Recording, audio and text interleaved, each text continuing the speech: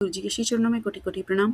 संगत जी, मेरा आज का शुक्राना सत्संग है कि गुरु जी ने एक बहुत सुंदर अम, सीख कहूँगी या बहुत सुंदर बात सुनवाई है, मैं ये कहूँगी सत्संग सुनवाया है कि ये ओल्ड संगत आंटी जी का होता है सत्संग और आई थिंक ये कल की बात है।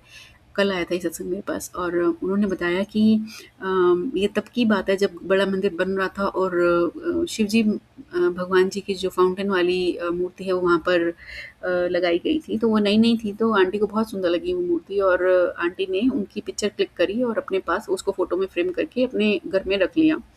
तो एक दिन क्या होता है कि आंटी और उनके जो बेटे अंकल होते हैं वो दोनों आपस में बात करते हैं कि गुरुजी महाराज ने जैसे मतलब वो ये उनकी बातों कन्वर्सेशन का जिस्ट ये था कि सब लोग यहाँ पे ना मेल डोमिनेटिंग सोसाइटी है इंडिया में मतलब फीमेल है ही नहीं मतलब लाइक जैसे पार्वती माता की भी अगर होती साथ में मूर्ति तो हम पार्वती माता के भी दर्शन करते उनसे भी अपने मन की बात कहते और मतलब कि माँ एक ज़्यादा जल्दी कनेक्ट होती है एक लेडी जो होती है ऐसा करके तो उनके दोनों के भाव ऐसे चल रहे थे। तो क्या देखते हैं कि थोड़ी देर में जो जो पिक्चर थी उसमें मूर्ति पूरी धुंधली हो गई और उसमें एक आकृति उभरी जो कि एक लेडी की थी और उसमें अम साड़ी पहनी, पूरे आभूषण है तो माँ पार्वती के दर्शन हुए उनको और वो पूरी पिक्चर वो देख रहे हैं जो फ़ोटो फ्रेम उनका है और वो दोनों समझ ही नहीं पा रहे हैं आंटी और उनके बेटे कि ये मतलब हम बातें करते-करते मतलब ऐसे कैसे हो गया? तो बट ठीक है, तो उन्होंने कहा कि हम ना उसको अगली बार जब जाएँगे गुरुजी महाराज के तो हम अपनी तरफ से नहीं बताएँगे, विल सी कि क्या कहते हैं गुरुजी महाराज। तो गुरुजी महाराज के पास गए तो गुरुजी महाराज ने खुद से बोला कि क्यों आंटी पार्वती माता के दर्शन कर लेते? तो आंटी तो समझ गई थी कि गुरुजी महाराज ने ही कराया है ये, तो फिर उन्होंने समझाया। गुरुजी महाराज बोले कि मैं ही शिव हूँ और मैं ही शक्ति हूँ, तो मेरे अंदर ही सब है।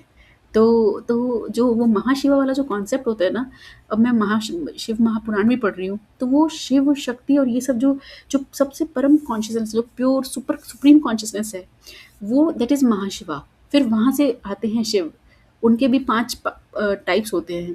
फिर उसके बाद उनकी शक्तियाँ आती हैं और फिर उसके बाद आगे फर्दर देव आते हैं, देव जो देवता होते हैं। तो वो सुप्रीम कॉन्शियसनेस ही के ही पार्ट्स हैं, है ना?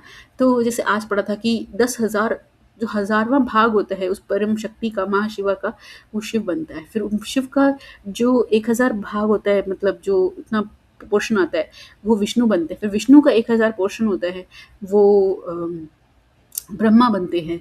तो और फिर उनके ट्रेट्स बताए मतलब it is so scientific please मैं बार-बार दोबारा बोलूँगी कि गुरुजी महाराज तो हमारे कहते ही हैं, बट उसमें थोड़ा-सा ये डिटेल डालूँगी कि अगर किसी को साइंटिफिकली जानना है कि what is Shiv and how this देवी-देवता सिस्टम हैज़ लाइक ओरिजिनेटेड और ये कहाँ से क्रिएट कैसे हुआ था, तो प्लीज़ शिव महापुराण पढ़िए और सेकंड जो है ना कैलाश संहिता जो है उसमें आपको समझ में आएगा डिटेल्ड में समझाया है कि ये क्या है।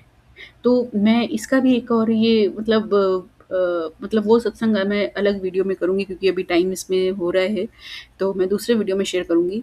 तो ये महाराज का मतलब कितनी बड़ी कृपा है, तो प्लीज़ ज़रूर पढ़िए और वाक़ई में उन जो गुरुजी महाराज ने कहा ना कि अगर मुझे जानना है, अगर वाक़ई में तुम शिव को जानना चाहते हो, उसे समझना चाहते हो, जो उसका निराकार रूप है, निराकार से साकार में कैसे आया, तो उसके लिए तुम शिव महापुराण ज़रूर पढ़ो। और मैं ये कहूँगी कि बहुत सारी ज़्यादा जगहों पे जाने की आवश्यकता नहीं है, एक पढ़ लो, that will be enough but उसको मन से पढ़ो, अपने अंदर उतार लो, तब समझ में आएगा ये ब्रह्म ज्ञान है, ये ब्रह्म ज्ञान है। तो शुक्राना है मालिक का, उन्होंने इतनी सुंदर शिक्षा दी और प्रेरित किया और इतनी शक्ति भी दी कि मैं ये पढ़ पाऊँ और सारे क्वेश्चंस के आंसर्स अपने आप मिल जाते हैं। शुक्राना मालिक, कोटि-कोटि शुक्राना। जय गुरु जी, शुक्राना गुरु जी।